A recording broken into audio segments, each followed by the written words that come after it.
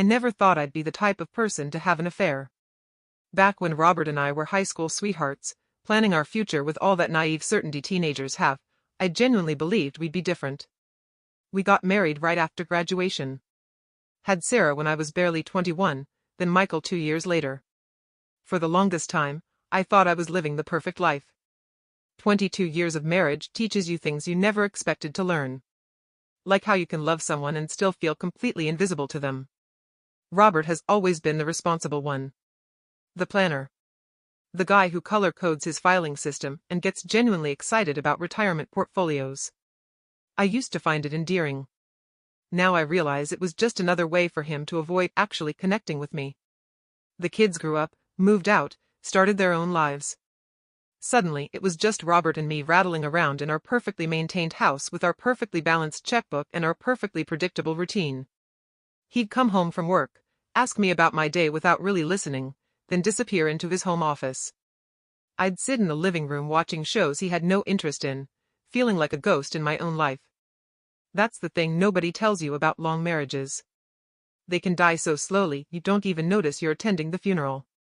Robert wasn't cruel or abusive or even particularly neglectful. He just treated our marriage like another item on his to-do list, something that could run on autopilot while he focused on more pressing matters. Daniel started working in our department about 10 years ago. For the first 7 years, he was just another colleague. Nice enough, funny in meetings, the kind of guy who remembered your birthday. He was married then, seemed happy, talked about his kids the way most parents do. I barely registered him as anything more than a friendly face in the break room. Everything changed 3 years ago when his divorce was finalized. Not immediately. I'm not that kind of person, despite what everyone probably thinks now. But Daniel was going through hell. Custody arrangements, lawyers, trying to rebuild his entire life. He needed someone to talk to. Apparently I was a good listener. Better than his ex-wife had been, he said. We started having coffee together. Just as friends. He'd tell me about co-parenting challenges, the loneliness of his empty apartment, how strange it felt starting over in his 40s. I'd listen, offer advice, maybe share some of my own frustrations about feeling stuck in a marriage that had become more like a business partnership than a romance. It felt good to be needed. To have someone actually pay attention when I spoke. The first time Daniel told me I was beautiful, really looked at me when he said it, I felt something I hadn't experienced in years. Not just attraction, but recognition. Like I existed as more than just Robert's wife or the kid's mother. I was Lauren, a woman worth noticing, worth appreciating, worth making an effort for. I know how this sounds. A middle-aged married woman getting her head turned by compliments and attention. But they weren't living my life. Sleeping next to someone who hadn't really seen me in years. Going through the motions of a relationship that had all the passion of a business meeting. The emotional affair lasted months before anything physical happened. We'd text throughout the day, little messages that made me smile. Daniel would ask about my weekend plans, remember things I'd mentioned wanting to do, suggest movies he thought I'd enjoy. Simple things Robert had stopped doing years ago. When Daniel got married to Rebecca, I thought maybe that would end it. Instead, it just made everything more complicated. He'd complain about feeling trapped again, about Rebecca's expectations, about how quickly his new marriage was starting to feel like his old one. I understood completely. We were both stuck in situations that looked perfect from the outside but felt suffocating from within. The first time we kissed was in the parking lot after a late work meeting. Nothing planned or dramatic. Just two people who'd been circling each other for months, finally acknowledging what was happening. I drove home that night feeling more alive than I had in years, even as part of me knew I was crossing a line I couldn't uncross. We were careful once things became physical. Daniel found hotels in the next town over, about 2 hours from home, where nobody would recognize us. Fake names, cash payments, everything completely separate from our real lives. I became an expert at creating believable excuses. Late meetings, shopping trips with friends, work conferences that didn't exist. The deception was easier than I expected. Robert trusted me completely. Never questioned my explanations. Never noticed when I came home later than usual or spent extra time getting ready. Why would he suspect anything? In his mind, we had a solid marriage, a stable life, a relationship that didn't require constant monitoring. For 3 years, I managed both lives without either one suffering. I was still a good wife to Robert. Still handled my share of responsibilities. Still showed up for family events. But I also had this other life, the secret world where I felt valued and desired and genuinely happy. Daniel and I would spend hours talking about everything. Our dreams, our disappointments, our plans for a future that seemed impossible but felt more real than anything else in my life. The system we developed was sophisticated. Special phones for communicating. Apps that automatically deleted messages. Codes for when we could and couldn't talk. I became an expert at reading Robert's schedule, knowing exactly when I could slip away. Daniel was equally careful, managing his own complex web of alibis. I should have known it couldn't last forever. 3 years of secret meetings, stolen afternoons, carefully orchestrated lies. Something was bound to slip. But I'd gotten so good at compartmentalizing, so confident in my ability to manage both relationships, that I genuinely believed I could keep it going indefinitely. The beginning of the end came on a Tuesday afternoon. Daniel and I were having lunch at our favorite restaurant in Riverside, the little town where we'd been meeting for over a year. We'd just ordered, sitting in our usual corner booth, when my phone rang. Robert never called during the day unless something was important. "Hey, where are you?" he asked. Something in his tone made me instantly cautious. "At the office," I said automatically. The lie rolled off my tongue like it had hundreds of times before. "Just grabbing a quick bite in the break room." "Why?" "I tried calling your office line, but it went straight to voicemail." My heart rate picked up, but I kept my voice casual. "I'm actually in the bathroom. You know how the reception is in there. Is everything okay?" We talked for maybe 2 minutes about some boring household issue. I thought I'd handled it perfectly. Daniel raised an eyebrow when I hung up. I just shrugged. Robert being Robert. We went back to our conversation about the weekend getaway we were planning. I had no idea that Robert's friend Tom had spotted us from across the restaurant. Had watched me take that phone call while sitting intimately close to a man who definitely wasn't my husband. I had no idea that Tom had immediately called Robert, that my perfect system was already crumbling. For the next 6 weeks, I continued my normal routine. Completely oblivious to the fact that Robert had hired a private investigator to follow me. The private investigator was good at his job. He documented our hotel visits, photographed us together, gathered enough evidence to paint a very clear picture. But Robert wasn't satisfied with just recent evidence. Somehow, he managed to install monitoring software on my phone, giving him access to years of messages I thought I'd deleted. Including some very explicit conversations from our early days that I'd forgotten about. While Robert was methodically building his case against me, I was planning what I thought would be a wonderful surprise birthday party for myself. I'd been dropping hints for months about wanting a big celebration. Robert seemed receptive, even enthusiastic. Which should have been my first clue that something was wrong. Robert hated parties. Avoided social gatherings whenever possible. Definitely wasn't the type to organize elaborate celebrations. But I was so focused on my double life, so consumed with managing my relationship with Daniel while maintaining my marriage, that I completely missed the signs. When Robert started asking about guest lists, suggesting we invite people from work, even mentioning he wanted to include my boss, I thought he was finally making an effort to be more social. I was actually touched. The party was scheduled for a Saturday evening at the community center downtown. Robert handled all the arrangements. I spent the day getting ready, excited about celebrating with friends and family, looking forward to showing off the new dress I'd bought specifically for the occasion. When I walked into the decorated hall and saw all those familiar faces, I felt genuinely loved and appreciated. Sarah and Michael were there, looking slightly uncomfortable but making an effort. My boss had actually come, along with several colleagues, including Daniel and Rebecca. Robert's friends and family filled out the crowd.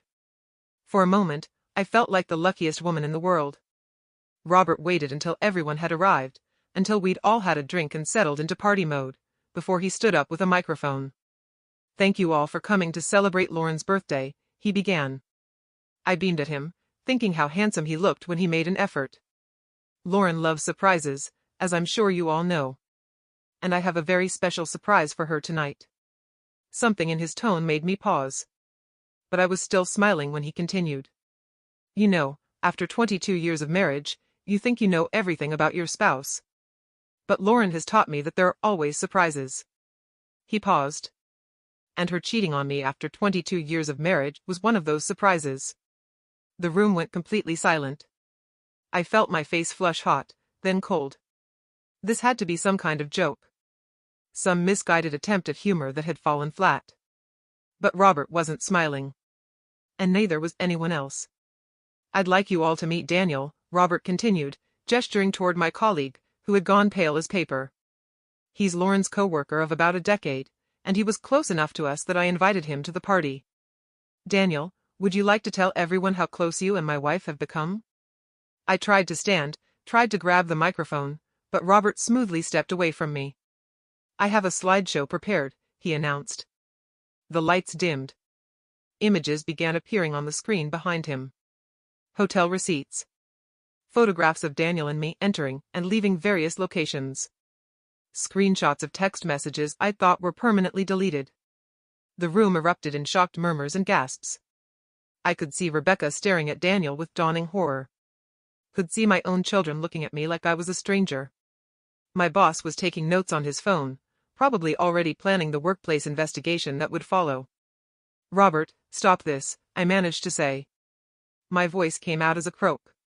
This isn't how we should handle this. Handle what, Lauren? He asked. His voice was perfectly calm. Handle the fact that you've been lying to me for 3 years? Handle the fact that you've been using our marriage as cover while you conduct your affair? Or handle the fact that you looked me in the eye every single day and pretended to be someone you're not? I wanted to explain.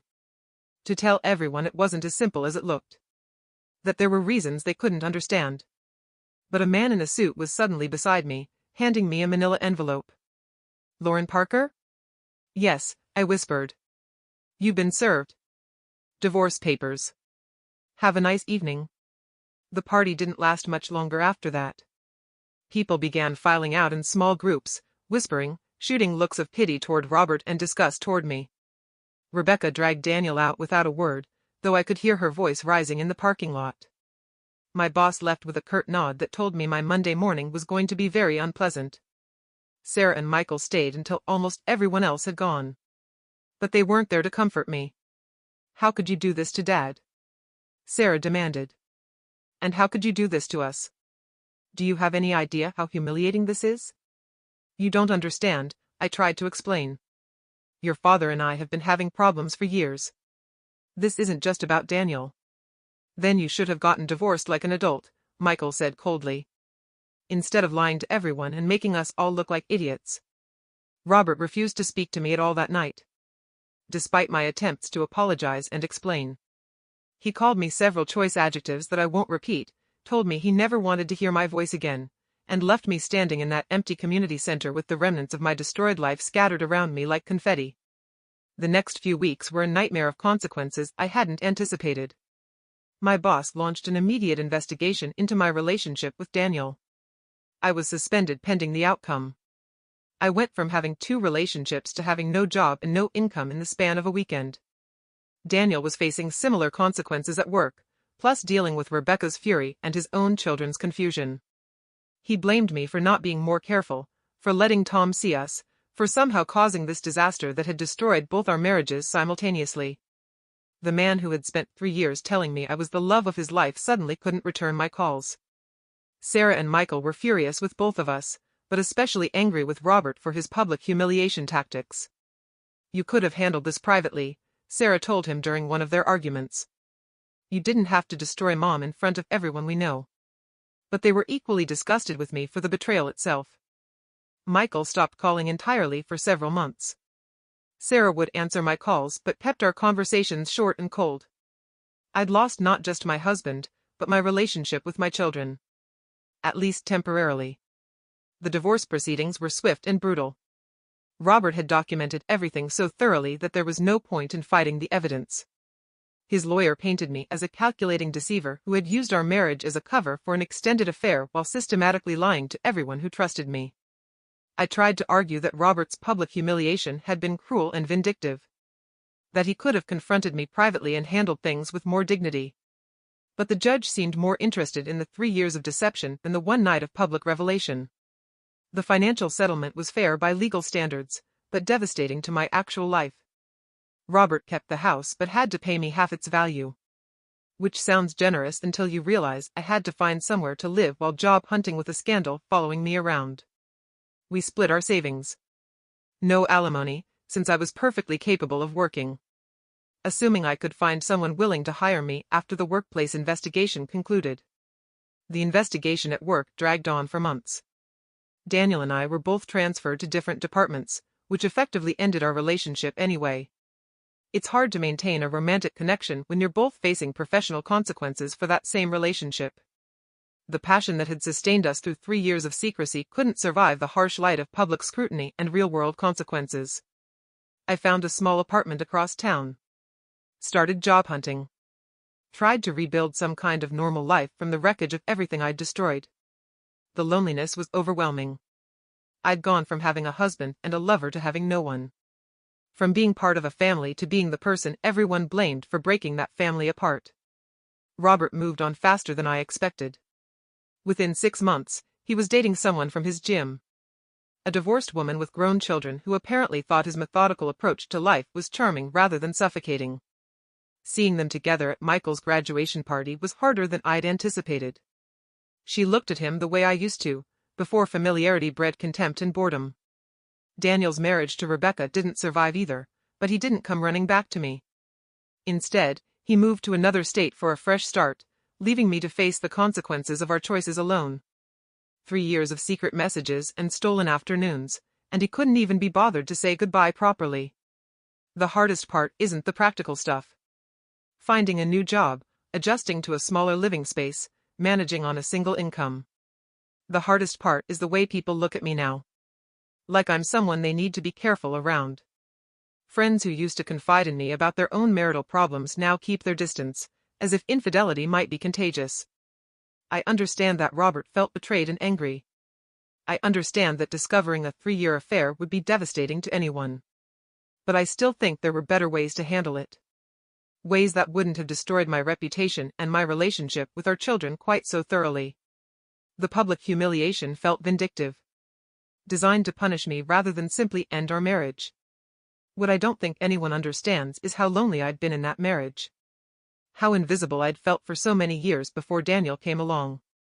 Robert provided security and stability, but he'd stopped seeing me as a woman worth pursuing or appreciating. Daniel made me feel alive again.